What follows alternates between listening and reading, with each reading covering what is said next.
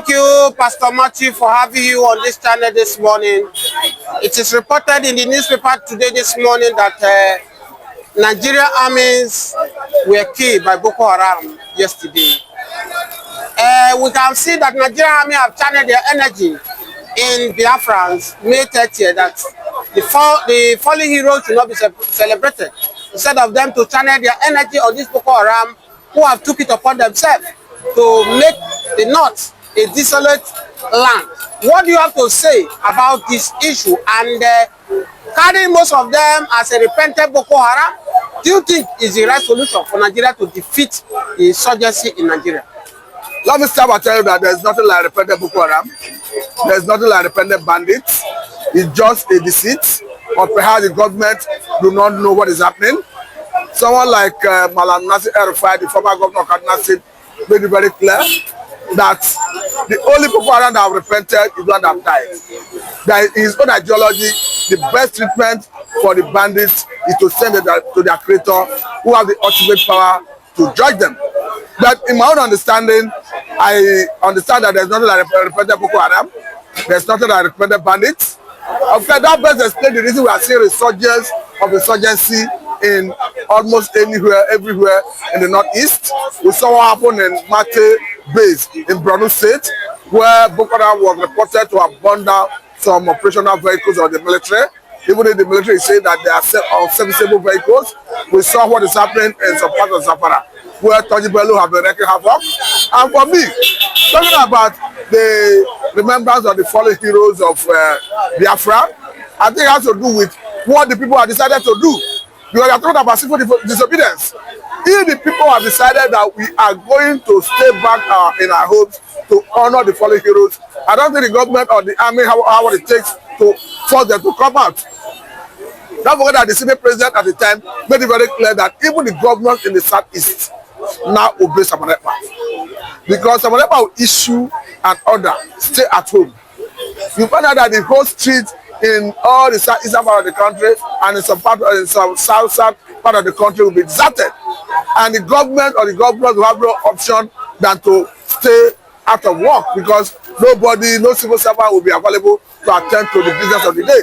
So my own understanding is that, one, the government should realize that we are dealing with a formidable force, talking about insurgents, that it is not a bread and butter thing, that you must be decisive in dealing with them.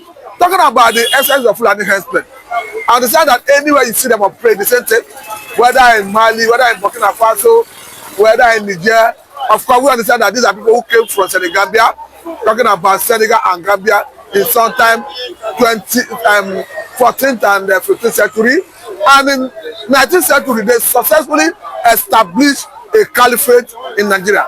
Talking about the Sokoto Caliphate, which is equally seen as the Fulani Empire. And as we speak, the Fulani have taken over every governance space in the northern part of the country. So they are succeeded in conquering, subduing, and subjugating the average Hausa man. It is not reason we are seeing Hausa people speaking up, talking about that it is. I even saw a trending video where an Hausa man is saying that it is high time they start coming out to start renouncing the Fulani publicly. But according to him, they are even more closer and have better identity with Igbos than they have with the Fulani. But unfortunately, the Fulani now control their political class, they control their traditional institutions, and I don't think there's anything they can do about it for now. So the only people that can even be thinking of how to liberate themselves in the southern part of the country, that is when the president shows willpower and courage to lead the way. Pastor Matthew, let me ask you this question. Former President Buhari said that it's not the Nigerian Fulani that have been killing all over the country. Even the governor of Benue, Reverend Alai, something like that, came on national television and also said that the people who are coming to kill in Benue are Fulani from Mali.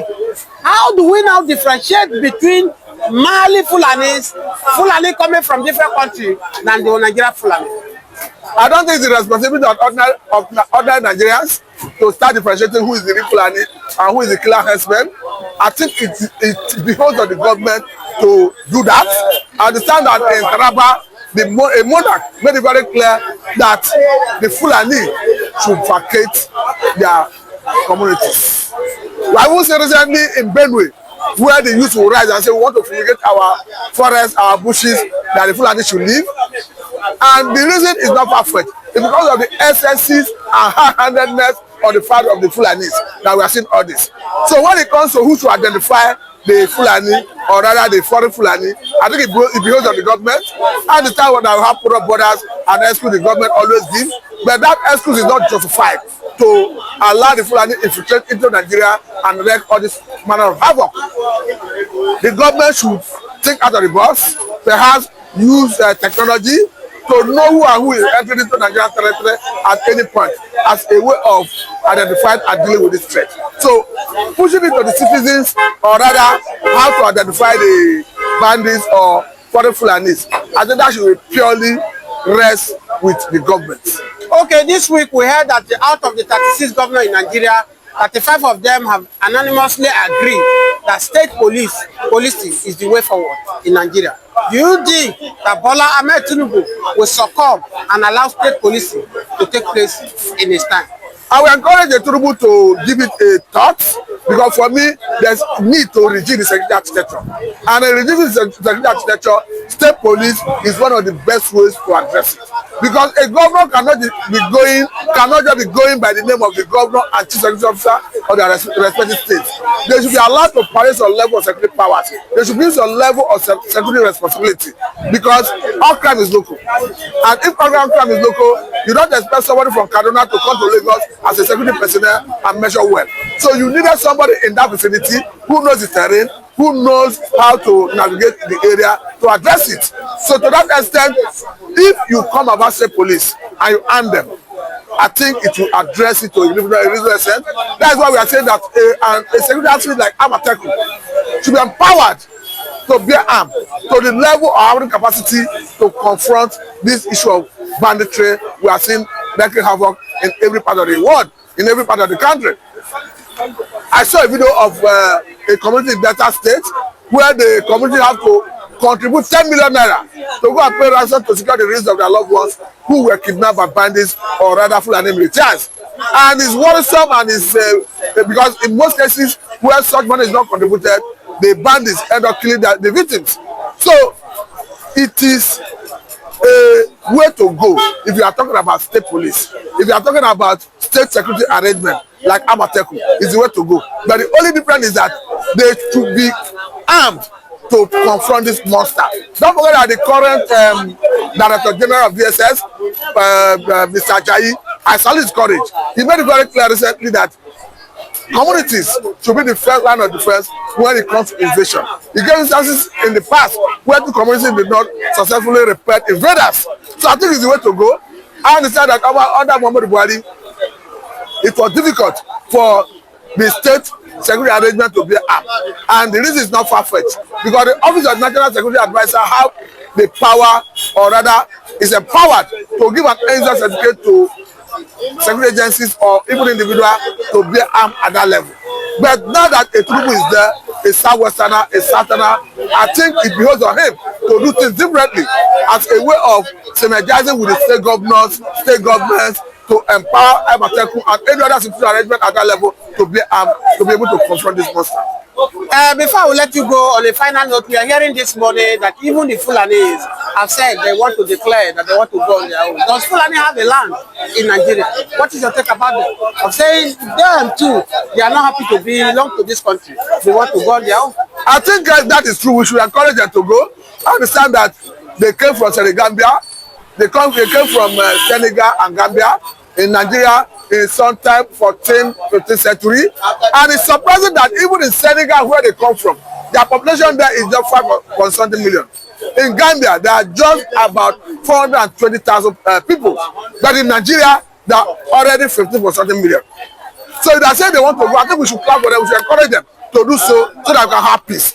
But I don't think they will want to go, because the way it is, the whole Fulani globally seems to be converging in Nigeria. As we speak, they have completely subjugated the Hausa man in the north. In the north, all the valuables too, when it comes to traditional institution, they are the one occupying it. the political class that already occupied it. In North African Republic, yes, in Central African Republic, in Southern 2016, the people rose and told them that they have overstayed their welcome. And the reason is not far-fetched, because in spite of using their pastoralist activities to take over spaces in the region, they already started taking over the political space. So people rose and said, no, you have overstayed your welcome, you should leave. So to say this is applicable to this part of the world, but if they are the ones saying they want to leave, I think we should encourage them to leave. Thank you so much for having you on this channel. Thank you for having me. Hello, good afternoon, viewers. If you are new to the channel, kindly like, share, subscribe, and please do not forget to hit the notification bell. The Waymaker, we are looking at the forthcoming celebration of Biafra heroes. Of course, it has been slated for 30th. And we understand that at a point in the heat of the agitation for the sovereign state of Biafra, even the Senate president said that the way it is, that even governors in the Southeast now obey Samuel Ekpa. And we are seeing a situation where the governors are kicking, but ultimately I know that the people, especially Biafrans, will be willing and ready to make that day a big day celebration and a remembrance of their fallen heroes. How do you see this? Thank you so much for having me. Celebrating the fallen heroes in the Biafra land is not something that is bad. If we can observe June 12th in the water pole under Abiola as a democracy, there's nothing wrong in celebrating the fallen heroes in Biafra land. Don't forget that in Biafra land, these fallen heroes are people who have been killed under the Biafra war. Millions of IPOBs were killed. And as such, celebrating them for the fight they fought for liberation of their people, for the suffering, for the marginalization of Nigerians, marginalizing them, it is not bad to me. But where it's bad to me is that where the governor of the Southeast, who are being imposed in one way or the other to the people of the Southeast, are kicking against this, is what is baffling, because you come to think of it. One day of celebrating the heroes will not stop the economy of the Southeast. One day of celebrating the heroes will not make you know to make the profit you make the week or for the month. Let's start this now. Samuel Ekpa Nnamdi Kanu is the problem of the Southeast. Look at it this way: if Samuel Ekpa, who is far as Finland, is controlling what is happening in Southeast, that means that to tell you that the Southeast governor is supposed to cover their face in shame. They have failed their primary responsibility. That means they are not more defending the people, they are defending themselves and their family. Because Samuel Ekpa has become a threat to the governor of Southeast. Oh, let's kidnap Samuel Ekpa. Let's silence Samuel Ekpa.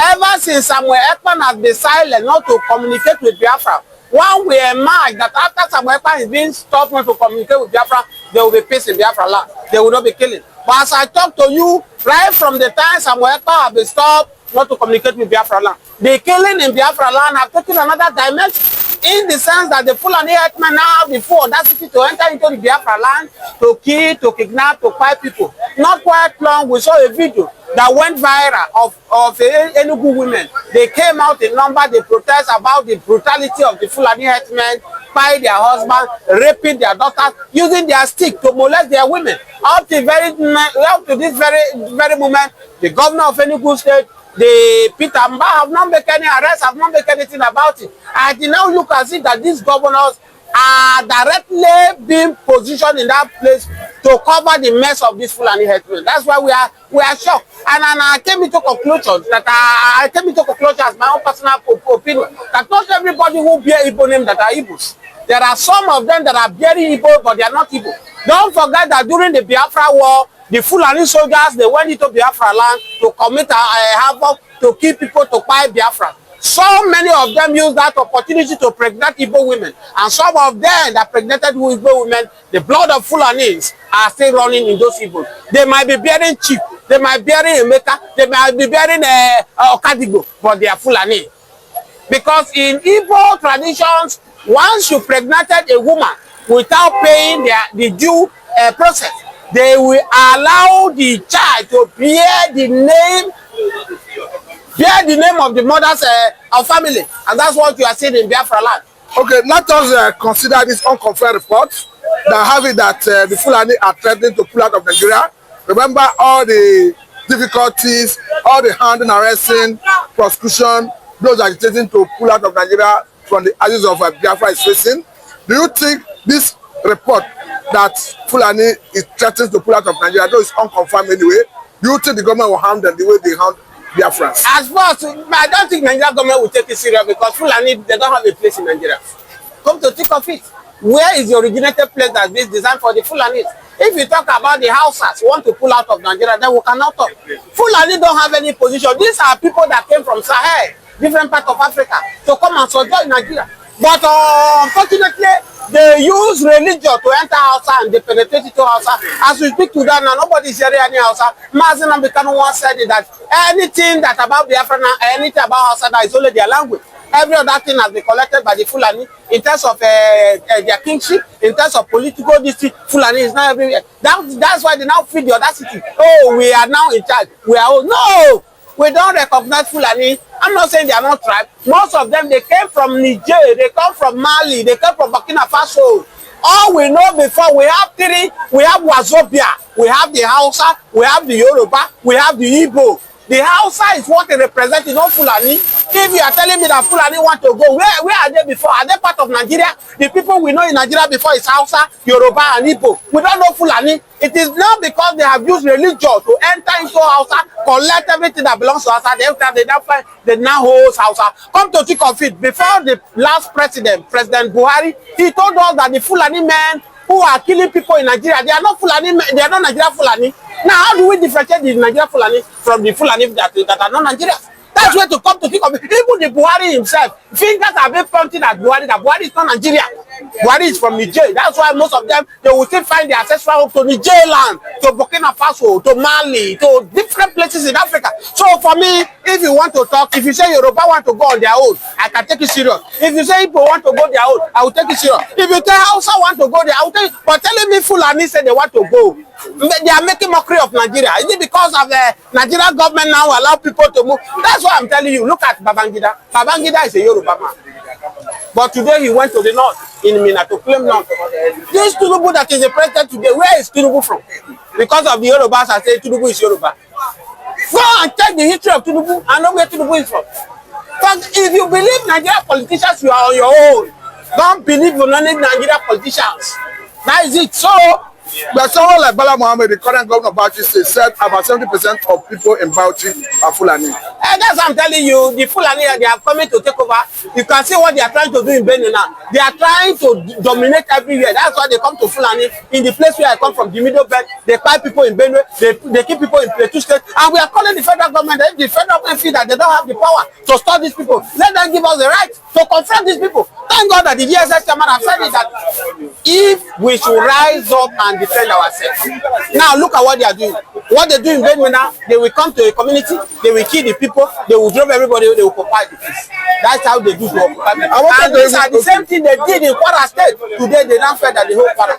That's why middle belt must not give any land as a Ruga. Okay, let me take your attention to Mate in a military base in Borno State, where it is reported that insurgents, particularly Boko Haram, burned down some vehicles in that military formation. Of course, they took some military personnel into captivity. One was thinking that the issue of Boko Haram has come down. They are seeing this renewed hostility. We got to show that Nigeria is not safe. Nigeria is not safe. That these are the problems we are having from the north. And that's why I keep saying it before the general election that there are two things you need to do. Whoever that is the president, whether Obi become the president, Atiku, or this grab around, Emiloko, that is now a president now. That if you don't do these two things, they will fail. And that's why you see now the situation of Nigeria. Let me tell you, the problem we are having now, you restructure this country or divide this country, let everybody go on their own way. Nigeria cannot defeat the insurgency. Well, how can you defend it? You will see they say, repentant Boko Haram, they will carry them, they will give them amnesty, betray them before you know, they will push them in Nigeria army. How can you defend insecurity in that manner? You cannot defend it. As at the time we're talking about the killings in Benue, because we understand that a full vehicle that was traveling, the people were entering into the bush, into the forest. The doors of that have not settled. We are now seeing a military formation, a military base being overrun by insurgents. Our military, are they no longer having the capacity to do all this? No, the fact is that the Nigerian military, they've overstressed, they are overwhelmed. And it still goes to what I'm telling you. Most of the informants that are giving this Boko Haram informant, they are still from all those reported Boko Haram. Take me to anywhere, we tell you. Most of them that have been recruited as, oh, we are reported Boko Haram, they disguise themselves to be repented. They are still the one giving the information. Oh, Nigerians army are coming so time. Nigerians coming in this way. They will not hold ambush against Nigerian army. Before you know, they will eliminate Nigerian armies. Until Nigerian government stop this thing, there's nothing like Boko Haram. A terrorist is a terrorist. A man who have killed somebody's father, killed his mother, destroyed Nigerian property, you are telling him it's a repentant Boko Haram. Why are you only Mazen Amdekano, for goodness sake? And Nigerian government need to compensate Mazen Amdekano for holding him lawful. Tell me the same Mazen Amdekano have committed that these Fulani men who are moving from one region to another to have not done. Mazen Amdekano have not lived his territory. It's in his territory, which is the south. He's protecting his people. Oh, why did he form ESM? Why did he bring in Radio Biafra? Excuse me, if you want to arrest Mazen Amdekano, go arrest the DSS boss Ajayi, who told Nigeria that we should rise up and defend ourselves. All Mazen Amdekano do is to defend his people. See, the governors, elected governors who supposed to their primary duty to defend the people, they failed to do so. And Mazen Amdekano came out and they form ESM. Come to think of it, in Southwest here, they form Amoteco. Amoteco is uniform in the whole state of the Southwest. They are confronting the Fulani headmen. They are winning the war. In Southeast, did they have any security that is uniform to Southeast? No! That's why Mazen Amdekano came out and organized the ESM. And you see, as of the time when Mazen Amdekano organized them, Mazen Amdekano was active. The ESM, they were on ground. The ESM was doing the work. You hardly hear that Fulani men kidnap anybody in the Southeast. You hardly hear that the Fulani men, they are in the bush of the Southeast. That's how it's supposed to be. That's how it's supposed to be. Oh, why did he form Radio Biafra? They formed Radio Biafra because he formed Radio Biafra to communicate with Biafra. Is Arewa don't have radio to communicate with their people? Is Radio Biafra not registered in Nigeria? Is it not registered in UK? So for me, I keep saying the Mazen Amdekano has no place to answer. They should release the young man, let the young man go. Okay, this is a good place to let it go. Thank you very much. Thank you so much.